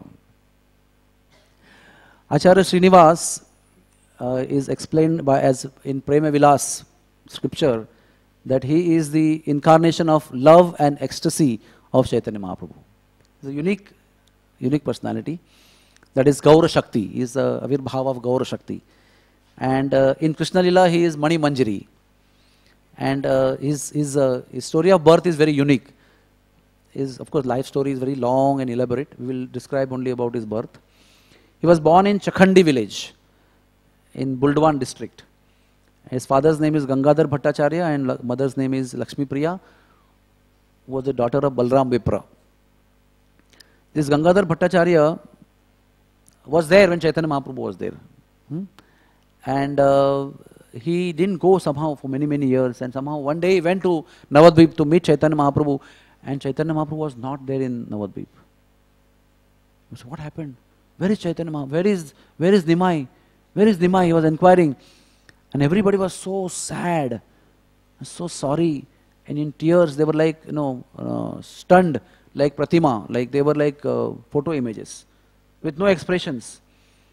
Some of them told that Chaitanya, that is Nimai, has just left Navadvip to take sannyas. Which means when Chaitanya Mahaprabhu was 24 years old, in 1510, that time Gangadhar Bhattacharya had gone to Navadvip. So he said, where he has gone? He said, he has gone to Katwa, Kantak Nagar, to take sannyas from, what is his Guru's name? Keshav Bharati Maharaj. So immediately across Ganga, swam and he ran and he went to Katwa. And at that time he reached Katwa, the sannyas ceremony was going on. His hair cutting ceremony was going on. And all the time throughout the ceremony, Gangadhar Bhattacharya kept only asking one question. Why sannyas? Why sannyas? Why Chaitanya Mahaprabhu need to take sannyas? Of course, Nimai to take sannyas. He can do kirtan in Grahastha situation. He can perform kirtan in Grahastha situation and make all the Navadvip and all the world Krishna conscious. Why he has to take sannyas? But still the sannyas ceremony went on and went ahead. Barber cut his hair, it was buried under a tree. Then Keshav Bharati was threatened by the villagers, but still that also went ahead, and Keshav Bharati chanted sannyas mantra. First Nimai chanted sannyas mantra in Keshav Bharati's ears previous night. The next day Keshav Bharati chanted sannyas mantra in Nimai's ears, and he gave his name Sri Krishna Chaitanya. As soon as that name was given, Gangadhar Bhattacharya started chanting Chaitanya, Chaitanya, Sri Krishna Chaitanya. Say Chaitanya, Sri Krishna Chaitanya, Sri Krishna Chaitanya. And throughout, after that, he was chanting that name only. He fell down on the ground in ecstasy, he rolled in the dust, he shed tears, his hair stood on the end, he was trembling, and was chanting only Sri Krishna Chaitanya, Sri Krishna Chaitanya. And that way he, tumbling and tossing and tumbling and tossing, he went back to Chakhandi village. And there also he was chanting Chaitanya, Chaitanya, Chaitanya. So he was renamed by the villagers as Chaitanya Das. This Chaitanya Das, in the course of time, when Chaitanya Mahaprabhu took sannyas, he went to Puri. He did South India trip and again he came back to Puri. At that time, this Chaitanya Das, Gangadhar Bhattacharya, reached Jagannath Puri. And it is explained that Govinda, on the order of Chaitanya Mahaprabhu himself hosted him personally. He gave him cloth, he gave him Mahaprasadam, he welcomed him, he garlanded him, he sent Govinda to take darshan for Gangadhar Bhattacharya. And with great love he hosted him in Jagannath Puri. And somehow Chaitanya Mahaprabhu, after some time, Gangadhar Bhattacharya went back. And Chaitanya Mahaprabhu told Govinda that I know this Chaitanya Das, such a wonderful, renounced devotee, is a grahastha, but still so renounced and so virakta. But somehow he has expressed a desire to have a son in front of Lord Jagannath in Puri. And very soon, a great devotee will come in the house of Gangadhar Bhattacharya. And soon, Lakshmi Priya, the daughter of Balram Vipra, delivered a baby boy. And he was named as Srinivas. This boy, Balram Vipra, the father of Lakshmi Priya, the mother of Srinivas, was a great astrologer. And he saw the chart of this boy. And he said, this boy is a Mahapurush. He is not an ordinary personality. Already at birth, his hands were long enough to touch his knees, Ajanu Bahu. And he had all qualities, was shining, effulgent, like Chaitanya Mahaprabhu himself. And his mother was such a wonderful mother. All mothers, those who are pregnant and those who have just got babies, should take inspiration from this example of Lakshmi Priya. Lakshmi Priya would every day chant the pastimes of Chaitanya Mahaprabhu in the ears of this baby boy, infant boy, Srinivas. And he was in great ecstasy hearing this wonderful narration of Chaitanya Mahaprabhu's pastimes. Then Dhananjay Vidya Vachaspati became his guru. Guru means the, Gurukul Guru, not the spiritual guru. And he taught him Ayurveda, Dharma, Tarka, Kavya, Rajaniti. And the only realization of this Dhananjay Vidya Vachaspati was that it was only a formality for me to teach him. It appeared that already he knew everything. I had to just do the formality. So within no time he learned everything. At one time Saraswati Devi, Goddess Saraswati, appeared in the dreams of Acharya Srinivas. And she said, I will make you expert in all the branches of knowledge. Thus, by the mercy of Saraswati, Srinivas Acharya became very, very famous in Chakhandi and pride of Chakhandi also. Srinivas took Narahari Sarkar, who is the incarnation of Madhumati Gopi from Krishna Lila, as Shiksha Guru. And Narahari Sarkar had told him to go to Puri to learn Bhagavatam from Gadadhar Pandit and to meet Chaitanya Mahaprabhu also. But somehow, when he reached, Chaitanya Mahaprabhu had disappeared from this world just few days back. But Chaitanya Mahaprabhu appeared in the dream of Srinivas and told him that you go to Gadadhar Pandit and learn Srimad Bhagavatam from him. Gadadhar Pandit is Radharani himself. Chaitanya Mahaprabhu used to hear Srimad Bhagavatam from him and hear the pastime of Prahlad and Narsingadev hundreds of times and dance in ecstasy every time after hearing Srimad Bhagavatam at that very place, Tota Gopinath in Jagannath Puri. He went to Gadadhar Pandit, was very old. Already Gopinathji had sat down because he was not able to stand up to put garland on Gopinathji. So the only murti of Sri Krishna sitting down just to accept worship of the great devotee Gadadhar Pandit. And Gadadhar Pandit said, I am so old. I have cried so much of tears while reading Bhagavatam that all the ink has been washed off. You will have to get another edition of Bhagavatam. This is a very, very striking feature. There was no printing press in those days. There was only handwritten copies of Srimad Bhagavatam. And one Bhagavatam would be shared by hundreds and thousands of people. And today we have, how many Srimad Bhagavatam copies in this world? Unlimited Srimad Bhagavatams available. Anytime you can pick up a book. I can have one set at home. I can come to temple to stay and take one set from here and prepare and read and go to Pune and take one from there and go to Delhi, take one from there, and everywhere, wherever I go, I have a Bhagavatam if I want to read. But imagine the position of Srinivas. He had to go all the way, long distance to get another copy of Bhagavatam. He went to Navadvip to fetch one copy of Bhagavatam. And he met Vishnupriya Devi there. Because Chaitanya Mahaprabhu already had passed away. Vishnupriya Devi, he observed her very greatly and closely, that she would take out one grain of rice with one Hare Krishna Mahamantra. Whole day she would chant and collect that rice and cook for herself only that much rice to eat in the evening. And he said that she is the greatest devotee of Lord Chaitanya Mahaprabhu. Greatest example of Lord Chaitanya Mahaprabhu's devotee.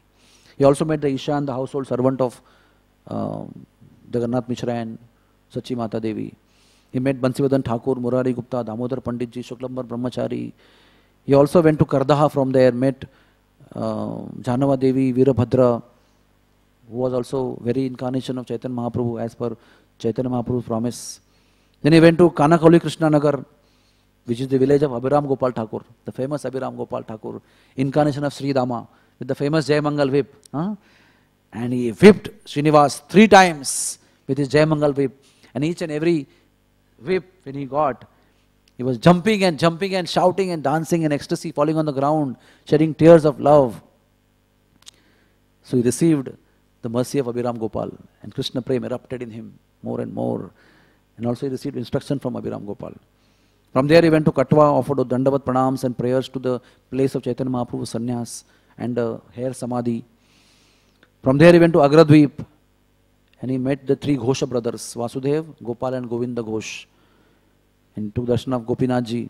He went to Ekachakra, he went to Jajigram, went to Varanasi, went to Mathura to meet all the devotees. And in Varanasi he came to know that Gadadhar Pandit passed away. Now the question may come, Gadadhar Pandit was already so old, he should have quickly come back with Bhagavatam to study from him. But Acharya explained that Acharya Srinivas was expressing to the whole world the importance of pilgrimage and importance of meeting devotees in pilgrimage. That is why he was meeting all the devotees. So when he came to Varanasi, he came to know 4 months back Jagadadhar Pandit had passed away. Then he was told to study under Rupa Goswami. So he went to Mathura, and when to Mathura he came to know 4 days back Rupa Goswami had passed away. He fell down unconscious, only to find him in the lap of Jiva Goswami. When he woke up from his ecstasy of sadness, he was nurtured by Jiva Goswami and was told that Gopal Bhatta Goswami is here. Narahari Sarkar has already told you, take initiation. So he went and took Diksha from Gopal Bhatta Goswami. Soon, Shyamananda and Narottam joined. And all 3 of them, they were, Srinivas was disciple of Gopal Bhatta, Shyamananda was disciple of Hridaya Chaitanya, Narottam Das Thakur was disciple of Lokanath. All 3 came together under shelter of Jiva Goswami, and then finally he studied Bhagavatam under the shelter of Jiva Goswami. Nityananda Prabhu gave full Braj Parikrama to Raghav Pandit personally, and then Raghav Pandit gave personally Braj Parikrama to Srinivas, Shyamananda and Narottam Das Thakur. And thus the stories go in details. Acharya Srinivas also arranged Gaur Purnima festival in Keturi. And Narottam Das Thakur and Chaitanya Mahaprabhu appeared there. Nityananda Prabhu appeared there. So wonderful pastimes. Suffice to say that Acharya Srinivas was the greatest devotee of our Sampradaya. He was very effulgent. Wherever he went, by his personal presence, by his effulgence, he inspired people. People developed Krishna Prem. He also got married to 2 wives. And one wife gave birth to 3 daughters. One of them was the famous Hemalata Thakurani, whose samadhi is there with the samadhi of her father Srinivas Acharya and Ramchandra Kaviraj near the Bansivat area, near this Gopeshwar Mahadev area. And he had also one son from second wife called as Gati Mohan Krishna. Thus the glorious life of Acharya Srinivas. Srinivas Acharya Mahashoy Ki Jai. Hare Krishna. Now the story of butter and chas. In Vrindavan, Krishna would go to a small toddler in Gokul. He will go to different gopis' houses and beg for butter and chas. Beg for butter and chas. And the gopis say, you want butter? You want butter? Please dance. Dance like this, dance like this. So Krishna would dance like this. Different action he will do. His beautiful lotus feet would go here and there, making beautiful sound of ankle bells. And the gopis would say, no, dance like this, with hands up like this, with hands up like this. And with little dance, again he will say, please give me butter and please give me chas. So he will give me. They will give him. Then he'll ask for more. And then they will say, dance more, dance more. Then he will dance in different. Wasn't it? Thumok ke naachte the wo. And every time he would ask, they would say, no, go run away from him. He will go, take. and then they will go a little away and he will come run behind them, and then they'll say, run behind us, then he'll give you. It is said that Krishna left Vaikuntha and Vaikuntha's opulence to come and taste the chas and butter of the gopis. So much it is, what we have to understand from this is that Krishna is definitely all opulent, source of all opulence of all the unlimited Vaikuntha planets. But we have to know that he is not attached to all those opulences of Vaikuntha. Ananta Koti Lakshmis are serving him in Vaikuntha planets with all their wealth and opulence. Even more important than those Lakshmis are the queens of Dwarka who are serving Krishna. But still, Krishna told his wives in Dwarka that what to do. You are so much surrendered to me, and so much you are loyal to me, you love me so much. There's no doubt about it. But somehow, even after eating your chappan bhoga, I remember that butter which gopis used to give me. What can I do? In the night he would stand up and cry, take the name of Lalita, Vishaka, Tungabhadra, Dhanishta, Radharani, Bhanu Nandini, and they would say, what is lacking in our love? Is there anything we are doing mistake? Sometimes he would get up from the lunch plate and go away, crying, shedding tears. Krishna said, what to do? That taste of my mother's milk, the butter that my mother would churn, and the gopis would hang on the mortars and the buckets and the matkas on the higher level, and I would steal them, climbing on my friends. That taste somehow is not there in the Dwarka. I can't help it. It is, I am very sorry, it is there. Some Brajvasis explain that the hard food, some food used to be hard, Mother Yashoda would put in her mouth, chew the food, make it into a fine paste, take it out from the mouth and put it in the mouth of Krishna. Krishna said, that particular taste I cannot get in this food. This taste is something surpassing all the tastes in the universe. So, Sri Krishna, it is said that the dhyanis, tapis, yogis, they are performing tapasya for millions of lifetimes sometimes, for millions of years or sometimes, yuga after yuga after yuga. But they cannot see a ray of light coming from one toenail of Krishna. They cannot catch up one ray like that. And Krishna has got such 10 toes, right? 10 toes and 10 fingers. So many unlimited rays of Brahma Jyoti are emanating from his lotus toes and lotus fingers. And no dhyani, no tapi, no mayavadi, no scriptural understanding can catch that. But that same personality who has such 20 toes like this, an unlimited effulgence is coming out of his body, and his body is full of so much of transcendental beauty and nature. That whole personality dances at the tal of the claps of the gopis just to take the butter and chas. So what is most important for Krishna is the love, which I explained in the beginning of my class, is parakya bhav. To just make Krishna their own, keep him as their own. They love him so much that the love should cover up all the situation of having no relations physically with them. That love is Krishna hankering for.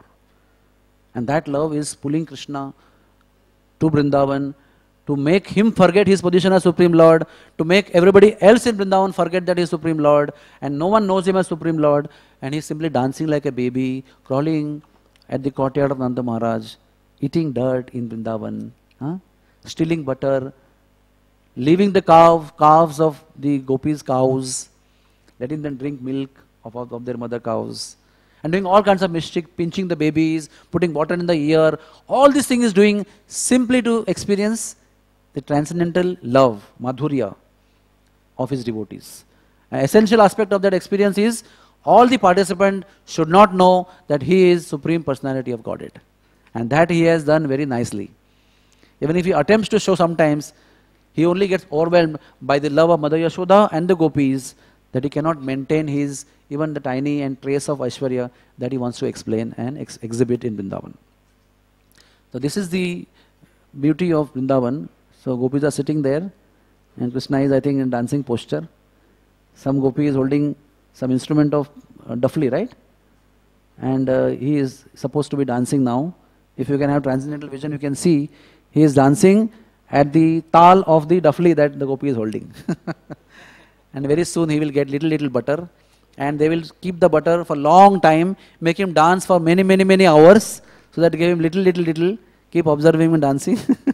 It is also the Brijvasis say that personality who is not attained by yogis, dhapis and dhyanis for millions of years, Radha Rani and gopis tie him in their plaits of hair and move him the way they want, as per their desire. हाँ? अपने बालों के लटकन में उसको बांध के घुमाते हैं. This is what the Brijvasis are doing. So this is love. Krishna wants to sell himself, sell his personality, sell everything of his for this love. And then what he says? That, oh gopis, your love is unrepayable. I cannot repay your love. Just be content with your love and your wonderful qualities only, because I myself, with all my opulence and personality, cannot repay the love each one of you have for me. Sri Krishna Bhagavan ki jai ho. Thank you very much for patiently hearing, and I have taken a lot of time. Sri Vrindavan Dham ki, Sri Radha Raman Dev Bhagavan ki, Parmeshwari Das Thakur Mahashoy ki, Madhavendra Puri ki, Srinivas Acharya ki, Buddha Dev Bhagavan ki. That rasa will be explained in the afternoon. Hare Krishna. Thank you very much. Grantaraj Srimad Bhagavatam ki jai.